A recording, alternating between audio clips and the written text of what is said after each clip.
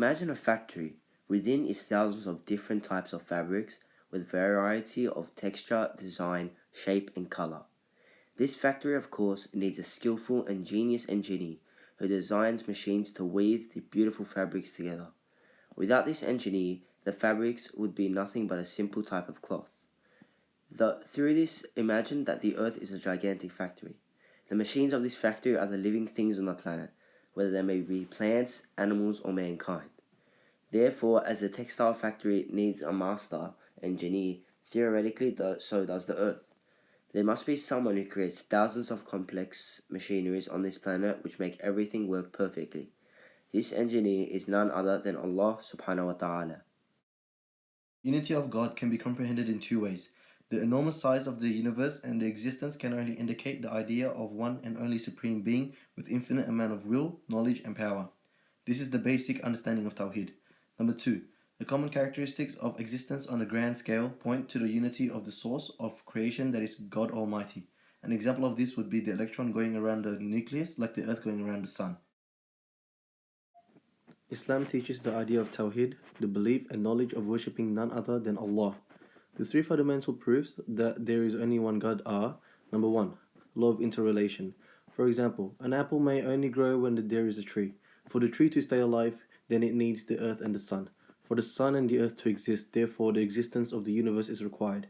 This interrelation indicates that everything has been created through the knowledge of one creator, the same creator who created the apple and the universe. The perfect order and harmony within the universe is, for example, there was to be more than one God, chaos would appear. Reason being is due to each God would want to show their power and sovereignty, in which in result may cause destruction and conflict. Just as a country only need one leader rather than two, as both would want to overpower the other.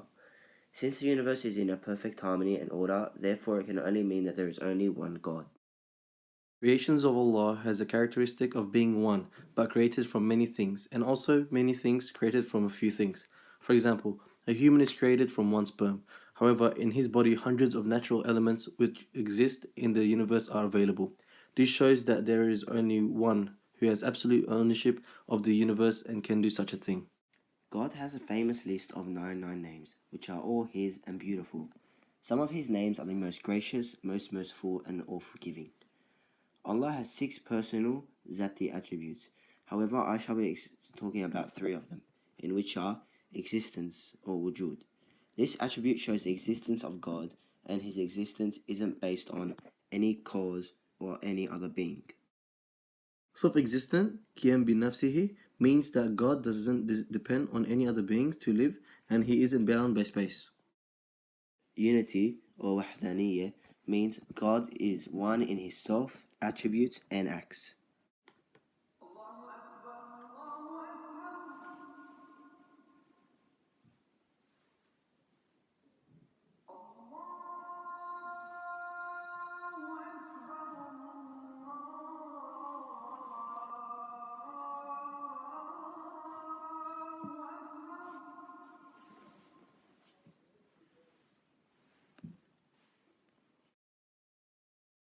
The verses above indicates the act of creation is extremely easy and quick, and God is both close and far from everything. He is attributed as a single maker, therefore all beings become as easy as a single being.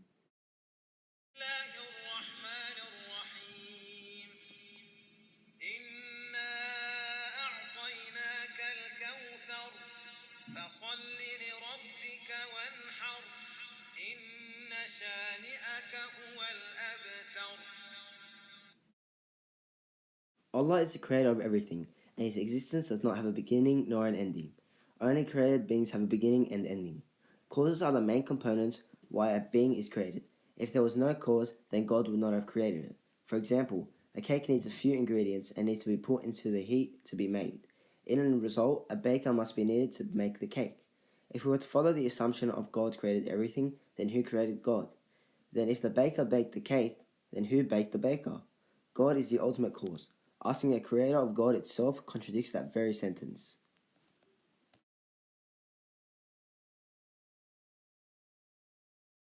Most people say, I don't believe in something I can't see. Seeing something depends on our ability of understanding and grasping onto that thing. We have to be outside the being to be able to see it.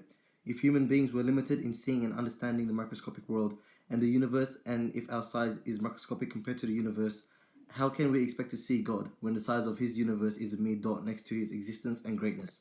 We will never be able to comprehend the greatness of God and will never be able to see him unless he gives us a special permission. In the Holy Quran, Allah subhanahu wa ta'ala mentions, no vision can grasp him, but his grasp is over all vision. He is above all comprehension, yet he is acquainted with all things.